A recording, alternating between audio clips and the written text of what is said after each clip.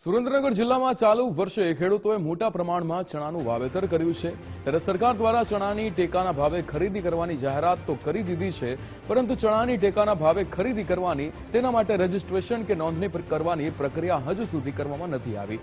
ત્યારે તંત્ર દ્વારા વહેલી તકે ટેકાના ભાવે ખરીદી માટે રજીસ્ટ્રેશન શરૂ કરવામાં આવે તેવી ખેડૂતોમાં માંગ ઉઠવા પામી છે। વાત એમ છે કે સુરેન્દ્રનગર જિલ્લામાં મોટા પ્રમાણમાં ખેડૂતોએ 60,000 હેક્ટર કરતા વધુ ચણાનું વાવેતર કર્યું છે।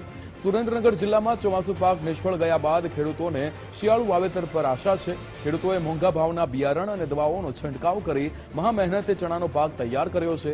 સરકાર દ્વારા વહેલી તકે ચણાની ટેકાના ભાવે ખરીદી કરવામાં આવે તેવી ખેડૂતોની માંગ છે।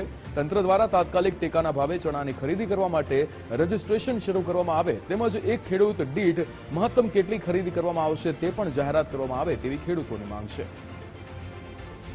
અને સુરેન્દ્રનગર જિલ્લામાં પુષ્કળમાં બહુમતીમાં ખેડૂતે ચણાનું વાવેતર કર્યું છે। તો ચણાના વાવેતરમાં અત્યારે એવું છે કે અમુક તકલીફ છે જીરામાં ને એવામાં, પણ સરકારશ્રીને ચણાના વાવેતરમાં જો વહેલાસર ટેકાના ભાવે જે ખરીદી કરવાની છે અને રજીસ્ટ્રેશન ફોર્મ ભરવાના છે એ વહેલાસર ચાલુ કરે તો ખેડૂતને કંઈક 5 પૈસા મળે।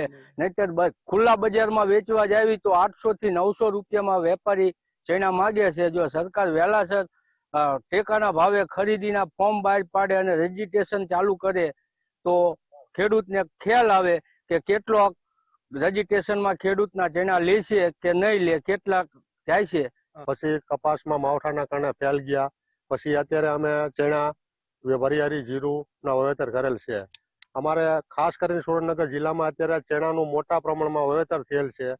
તો અમારી ખેડૂતોની એવી માંગ છે કે ચણાના વાવેતર પ્રમાણે અત્યારે તુવેરની જેવી ખરીદી રજીસ્ટ્રેશન કરવાનું કર્યું એવું અત્યારે ચણાનું રજીસ્ટ્રેશન ચાલુ કરી અને ખરીદી કરે ટેકાના ભાવથી તો ખેડૂતોને પોસાય। નકર ખુલ્લા બજારમાં ખેડૂતને જો વેચવા ચણા જશે તો એને 900 રૂપિયા પણ ભાવ નહીં મળે અને ખેડૂતો પૈડા ઉપર પાટું સમાન છે। તો અમારી ખેડૂતોની એવી જ માંગ છે કે અત્યારે ગુજરાત સરકારે ટેકાના ભાવ જે જાહેર કર્યા છે એની સામે અત્યારે રજીસ્ટ્રેશન કરે તો એમને અંદાજ આવે કે આટલા ખેડૂતો વાવેતર કરેલ છે।